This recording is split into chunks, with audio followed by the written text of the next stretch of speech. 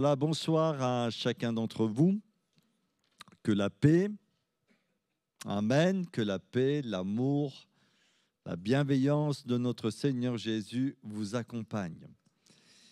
Je vous invite à ouvrir la Bible dans le livre du Deutéronome, chapitre 30, et nous allons pouvoir commencer la lecture au verset 15. Deutéronome, chapitre 30, à partir du verset 15.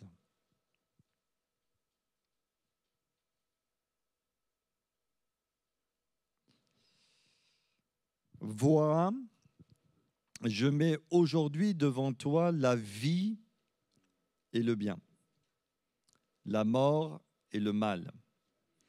Car je te prescris aujourd'hui d'aimer l'Éternel ton Dieu, de marcher dans ses voies et d'observer ses commandements, ses lois et ses ordonnances, afin que tu vives et que tu multiplies, et que l'Éternel ton Dieu te bénisse dans le pays dont tu vas entrer en possession. Mais si ton cœur se détourne, si tu n'obéis point, et si tu te laisses entraîner à te prosterner devant d'autres dieux et à les servir, je vous déclare aujourd'hui que vous périrez, que vous ne prolongerez point vos jours dans le pays dont vous allez entrer en possession après avoir passé le Jourdain. J'en prends aujourd'hui à témoin contre vous le ciel et la terre. J'ai mis devant toi la vie et la mort, la bénédiction et la malédiction.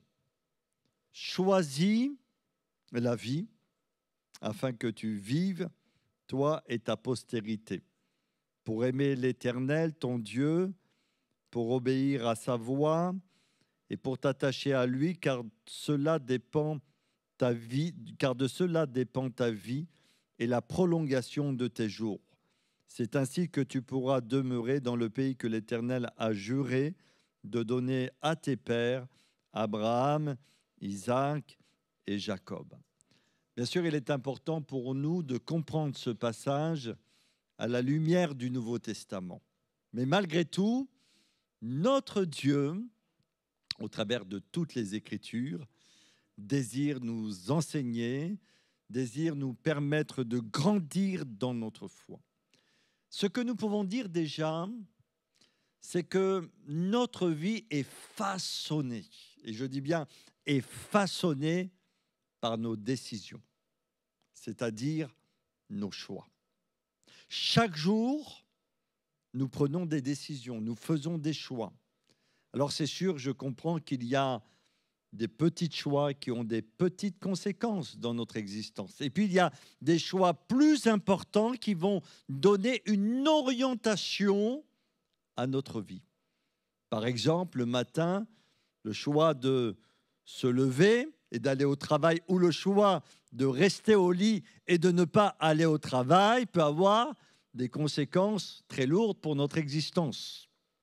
Le choix d'être venu ce soir à la réunion peut avoir aussi des conséquences bénies pour notre vie, parce que je crois que le Seigneur est capable de nous parler aux uns aux autres par le Saint-Esprit. Et puis en venant dans la maison du Seigneur, je m'associe à mes frères et sœurs pour intercéder, pour louer, pour bénir le nom de Jésus, afin que le royaume de Dieu avance. Donc ce n'est pas un choix anodin de venir dans la maison du Seigneur. De ne pas prendre une décision, c'est déjà faire un choix. Je vais vous donner un exemple. Vous savez que l'Église est régie en France par la loi 1905 qui s'occupe des associations cultuelles. Et notamment lors de nos assemblées générales aussi de nos conseils d'administration, quand on fait un vote, on a plusieurs choix. On peut voter oui, on peut voter non, et on peut voter aussi neutre. Donc on a différents choix. Mais dans le domaine spirituel, la neutralité n'existe pas. Elle n'existe pas. Soit on choisit de marcher avec Dieu ou de ne pas marcher avec le Seigneur. Le fait de ne pas faire le choix de marcher avec Dieu, c'est un choix en lui-même, celui de ne pas marcher avec le Seigneur. Est-ce que je me fais comprendre? Donc, il n'y a pas de neutralité dans le domaine spirituel.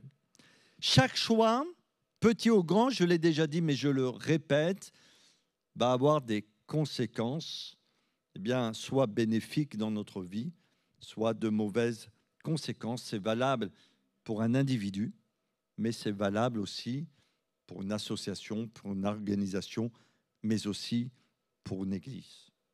Dieu veut, ça c'est la volonté de Dieu, que nous fassions de bons choix. Et dans ce passage de la Bible, je ne sais pas si vous le ressentez comme moi, Dieu ne pourra jamais nous imposer quoi que ce soit. Il dit au travers de l'homme de Dieu, voilà, je mets devant toi le chemin de la vie, le chemin de la bénédiction. Mais il y a également le chemin de la mort, le chemin de la malédiction. Il y a ces chemins qui sont devant toi. Choisis quoi? Choisis la vie.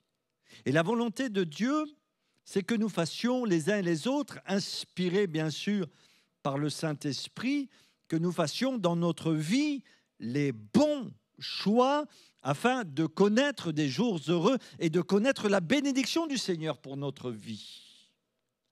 En aucun cas, Dieu veut notre malheur. En aucun cas, Dieu veut notre destruction. En aucun cas, dans la pensée de Dieu, il y aurait un projet mauvais nous concernant. Ça n'existe pas dans la pensée du Seigneur parce qu'il est saint, il est pur, il est parfait. Donc le mal ne peut pas cohabiter avec notre Dieu qui est parfait. Il désire notre bien. Et nous devons être convaincus que le Seigneur a préparé, je le dirai dans la dernière partie de ma méditation, que Dieu a tout prévu dans l'excellence pour notre bien, bien sûr pour nous, en Jésus-Christ notre Sauveur. Jésus va dire ceci, le Fils de l'homme est venu chercher et sauver ceux qui étaient perdus. Donc dans la pensée de Jésus quand il est venu sur la terre, c'est quoi? Venir chercher et sauver ceux qui sont perdus. Dieu désire le meilleur pour notre vie. S'il est vrai, ça va, vous me suivez? S'il est vrai que Dieu désire le meilleur, il nous aime tellement et qu'il nous a créés ainsi, il respectera, bon ou mauvais, chacun de nos choix. Et on parle du libre arbitre. C'est pour ça que Dieu dit « choisis ». Même s'il sait que c'est le meilleur pour nous de le suivre, même s'il sait que c'est le meilleur pour nous de s'engager avec lui, même s'il sait qu'il a prévu des projets de bénédiction que nous pouvons recevoir par la foi, Dieu n'obligera personne à faire ce choix. Il va le placer devant sa responsabilité. Il va lui montrer les chemins. On pourrait parler du chemin étroit et du chemin large et spacieux qui conduit à la perdition. Dieu va montrer toutes ces choses-là, mais à un moment donné, il va nous demander de prendre une décision. Et c'est quand nous allons prendre la décision de le suivre d'un cœur vrai, d'un cœur sincère, que les choses vont pouvoir aussi commencer à se transformer dans notre existence. Donc Dieu ne nous obligera jamais. N'attendez pas que Dieu vous force à faire quelque chose. N'attendez pas que Dieu vous force à prier ce soir. N'attendez pas que Dieu vous force, vous pousse dans quelque chose pour que vous puissiez avancer. Non, il nous demande véritablement de faire les bons choix. Alors c'est vrai, il nous presse quand même. Dans son amour infini pour nous, Dieu nous presse avec beaucoup de miséricorde, de patience, de savoir-faire, si je peux m'exprimer ainsi, à faire les meilleurs choix pour notre vie. Et dans 2 Corinthiens, chapitre 5, verset 20, Paul va utiliser une image. Il va dire que les chrétiens sont des ambassadeurs pour Christ et que c'est comme s'ils sont les porte-parole de Dieu. Et il va dire ceci, nous vous en supplions, soyez réconciliés, bien sûr au travers de Christ, avec Dieu.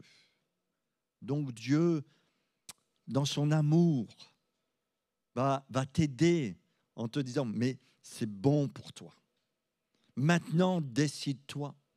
Maintenant, renonce à telle et telle chose et viens à moi et marche avec moi. Finis avec la désobéissance. Rentre pleinement dans l'obéissance pour que tu connaisses la bénédiction. Dieu nous presse à lui obéir parce qu'en lui obéissant, nous goûterons à tout ce qu'il a préparé de toute éternité pour chacun d'entre nous.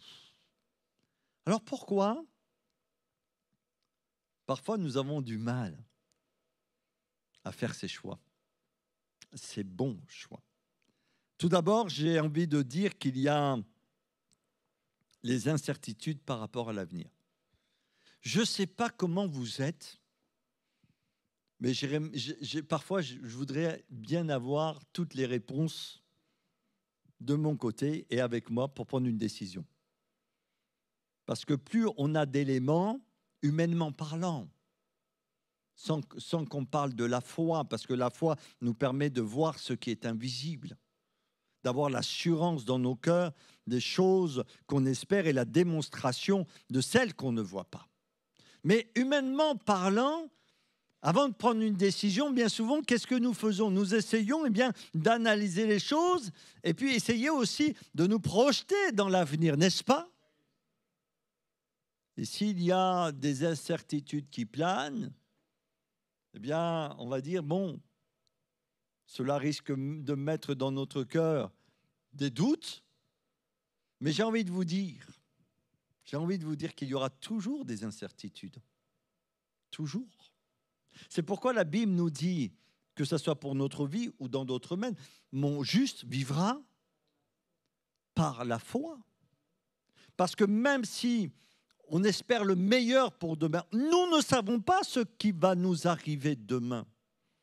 Nous ne savons pas comment les choses dans notre monde peuvent évoluer.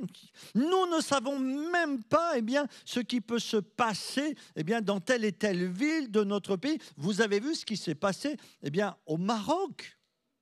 Un tremblement de terre qui a fait des milliers de morts.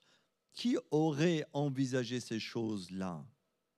Je ne pense pas que la personne qui a pris son café une semaine avant dans sa maison, qui était à proximité de ce tremblement de terre, s'est dit, la semaine prochaine, il faut que je fasse attention, il va y avoir un tremblement de terre. Et peut-être même cette personne-là avait fait tellement de projets pour l'avenir. Donc, il y a parfois un manque de décision parce qu'il y a des incertitudes qui sont devant nous. Il y a aussi la peur de se tromper.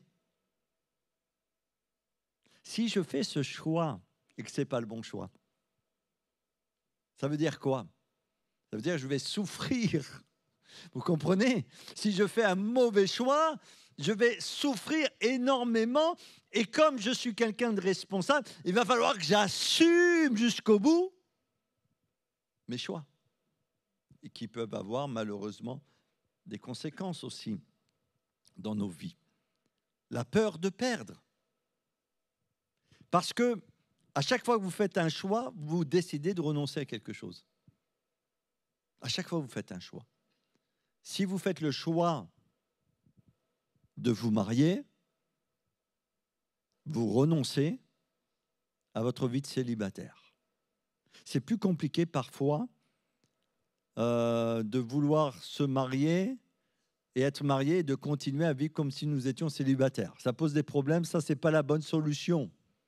Donc, vous êtes obligé de renoncer à votre vie de célibataire pour rentrer pleinement dans votre mariage et dans votre vie de couple. Donc, un choix implique obligatoirement qu'on va devoir éliminer de notre vie certaines options. Donc, est-ce que je vais perdre? Est-ce que je vais être perdant? Et puis, on pourrait dire aussi que parfois, on fait les mauvais choix parce qu'il y a l'attrait des illusions dans nos vies. Et vous connaissez l'histoire du fils prodigue qui a fait le choix de partir de la maison du père. Et pourquoi il a fait ce choix qui a été un très mauvais choix, mais il a fait un bon choix ensuite de revenir dans la maison du père. Mais pourquoi il a fait ce choix? Parce que le pays éloigné l'attirait avec tout ce qu'il peut comporter d'illusions et puis de toutes ces choses qui sont là pour la satisfaction de la chair, mais qu'on appelle péché. Donc l'attrait du monde aussi peut nous amener malheureusement à faire les mauvais choix. Dieu nous promet d'être avec nous si nous faisons les bons choix. Et peut-être quelqu'un, ce soir, dans son cœur, sait qu'il doit se décider pour Christ. Quelqu'un sait qu'il doit obéir dans un domaine ou un autre de sa vie chrétienne. Peut-être quelqu'un au milieu de nous a reçu un appel bien précis à servir le Seigneur, à se lever pour le servir. Et ce choix, quelque part, excusez-moi un peu cette expression, le met mal à l'aise. Mais Dieu l'appelle et il sait qu'il faut qu'il se décide. Dieu, quel que soit le choix que nous devons faire pour notre vie présente, là où nous en sommes dans notre vie spirituelle, le choix peut-être de prendre du temps à sa prière personnelle, à sa communion avec le Seigneur, le choix de renoncer à quelque chose, le choix de s'engager pleinement dans un service, quel que soit le choix pour plaire au Seigneur, Dieu, dans sa parole, veut nous encourager à faire ce choix. Pas demain, parce que nous ne savons pas de quoi est fait demain, mais de faire ce choix aujourd'hui, pas demain. Nous ne savons pas de quoi est fait demain. Mais le Seigneur, quand il nous parle, c'est quand? C'est maintenant. Vous avez fait le choix de venir ce soir, et le Seigneur savait que vous avez fait le choix de venir, donc il veut aussi s'adresser à vous et à moi, bien sûr. Dieu nous rassure quand on fait des choix pour lui. Oui, il nous rassure. Comment il nous rassure? Sa parole nous dit que Dieu a prévu le meilleur en Jésus, notre Sauveur, pour notre vie. Le meilleur. Je n'ai pas dit le plus facile. Ne confondez pas le meilleur et le plus facile, et ce n'est pas sans raison que cette image est utilisée dans la Bible, le chemin étroit et resserré qui mène à la vie éternelle, et le chemin large et spacieux qui conduit à la perdition. Jésus est le chemin, bien sûr, qui nous conduit à la vie éternelle. Jésus qui est venu dans ce monde, qui a donné sa vie pour nous, et quand on se repent de ses péchés et qu'on l'accepte comme sauveur, on devient une nouvelle créature. Mais gardez ça à l'esprit, vraiment. Et méditez-le chaque jour de votre vie, jusqu'au jour où vous allez rentrer pleinement dans le ciel de gloire. Dieu a prévu le meilleur pour ma vie. Pas le plus facile. Pas le plus facile. Si vous demandez, si on pourrait demander à l'apôtre Paul, est-ce que Dieu avait prévu le meilleur pour toi? Il va dire oui. Est-ce que Dieu avait prévu le plus facile pour toi? Il va dire non. Et Dieu, dès le départ de son ministère, lui dit, je lui montrerai tout ce qu'il doit souffrir. Et je crois que si on pouvait demander à Paul, peut-être dans le ciel de gloire, ça se passera, on pourra communiquer. Mais si, bien sûr, avec des si, je pense que Paul ne regrettera jamais le choix qu'il a fait d'avoir accepté Jésus sur le chemin de Damas. Donc, pas le plus facile, mais Dieu a prévu le meilleur. Il nous soutiendra dans nos choix. Parce que il y a encore parfois des doutes dans notre cœur quand on s'engage avec Dieu, dans quel que soit le domaine, que ce soit pour quelqu'un qui va s'engager par les eaux du baptême, quelqu'un qui répond à l'appel de Dieu ou quelqu'un qui rentre dans un service. Il y a ce doute dans notre cœur, c'est celui-ci, est-ce que je vais y arriver?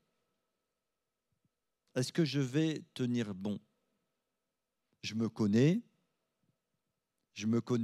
bien, et je sais que parfois, même avec toute la bonne volonté possible, c'est insuffisant.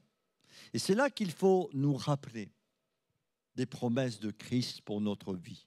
Il dit, je serai avec vous tous les jours jusqu'à la fin du monde.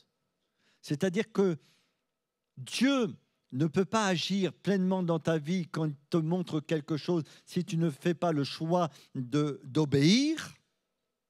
Mais quand tu obéis, peut-être tu n'as pas toute la capacité pour tenir tes engagements, mais lui, Dieu va venir à ton secours pour te soutenir, pour te permettre vraiment de tenir bon. Je serai avec vous tous les jours jusqu'à la fin du monde. Et ça, c'est tellement rassurant. Parce que quand je m'engage, je ne vais pas compter que sur moi-même. Je ne vais pas compter que sur moi-même. Si je compte que sur mes forces, ça ne va pas aller très loin. Mais si je fais reposer ma foi sur celui qui m'appelle non seulement m'adresse cet appel, mais me donne les capacités aussi nécessaires pour répondre à l'appel qu'il m'adresse. C'est en lui qu'on trouve la force, frères et sœurs. Et ce soir, Jésus est présent et voit nos cœurs. Et c'est en lui que nous devons mettre pleinement notre confiance pour lui obéir dans ce que nous découvrons dans la parole de Dieu. Aussi, pour faire de bons choix, il faut se rappeler qu'avec le Seigneur, la finalité d'une chose est toujours plus bonne que parfois son chemin. Le chemin est un chemin qui nous éduque comme un pédagogue. Mais Dieu fait toutes choses belles en son temps. Et quand on regarde la vie de certains hommes des Écritures, on est interpellé quand même. Si vous regardez l'histoire de Joseph et le parcours de Joseph, il a fait le choix de suivre Dieu en prison, dans la citerne, dans toutes les circonstances de sa vie. Et d'un regard extérieur, si nous ne connaissions pas la finalité de sa vie, nous aurions pu dire, mais quelle vie de misère, quelle vie difficile. Mais n'oubliez jamais qu'aux yeux de Dieu, la finalité est toujours plus importante. Et le chemin est un pédagogue pour nous former, nous transformer à vivre ce que Dieu a prévu pour nous. Et puis je vais terminer. Il ne permettra pas que nous soyons tentés au-delà de nos forces. En Jésus, Dieu nous garde. Vraiment, Dieu nous garde. Alors, mon frère, ma sœur, choisis la vie. Choisis de suivre pleinement Christ. Choisis l'obéissance. Choisis la soumission. Choisis ce qui est agréable au Seigneur dans ta vie. Et même, j'ai envie de dire, aimer, c'est un choix. Aimer, c'est un verbe d'action. Et dans ce passage de la Bible, je ne vais pas m'étendre sur cette pensée parce que ce n'était pas le but. Choisis la vie afin que tu vives, toi et ta postérité, pour aimer l'Éternel, ton Dieu, pour obéir à sa voix et pour t'attacher à lui, car cela dépend de ta vie, etc. Donc, choisissons le Seigneur. Choisissons sa parole. Choisissons d'aimer notre frère. Choisissons d'aimer Dieu. Choisissons de servir. Choisissons ce soir d'intercéder et de prier. Faisons le choix afin que Dieu soit glorifié. Si Dieu est glorifié, les écluses du ciel vont s'ouvrir et la manifestation du Saint-Esprit va se manifester au milieu de nous. Que Dieu nous bénisse. Que Dieu vous bénisse vraiment. On prie quelques instants, on va continuer dans la prière. On va baisser les têtes et fermer les yeux. Je ne sais pas pourquoi je le fais pas systématiquement. Mais peut-être quelqu'un est placé devant un choix important ce soir. J'ai eu vraiment à cœur de partager cette pensée avec vous. Quelqu'un est peut-être devant un choix.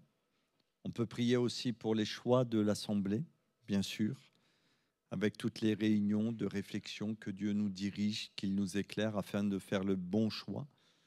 Mais peut-être quelqu'un a un choix à faire. Alors on va garder les têtes baissées, les yeux fermés. Je voudrais prier avec toi pour t'aider. Vraiment que la parole de Dieu s'inscrive pleinement dans ton cœur. Vraiment, je vais te demander, afin de prier pour toi, simplement, afin que je puisse t'identifier, bien à lever ta main pour que je puisse prier pour toi. Oui, je vous vois, je vous vois, je vous vois. Oui, amen. Voilà, beaucoup de mains se lèvent, que Dieu soit béni. Oui, vous pouvez baisser la main. Oui, je vois, vous pouvez baisser la main. Amen, oui, amen. Gloire à Dieu. Gloire au Seigneur. Dieu a parlé à ton cœur ce soir. Dieu va t'aider dans ce choix. Dieu va te bénir. Là, on peut prier, frères et sœurs. Merci, Seigneur. Merci pour ta grâce. Merci parce que, en tout cas pour moi, ce qui rassure mon cœur, c'est que tu as préparé le meilleur pour nous, le meilleur pour moi. Même si avec mes yeux humains, parfois je ne vois pas la finalité, je ne vois que le parcours, que le chemin. Je vois parfois que la difficulté.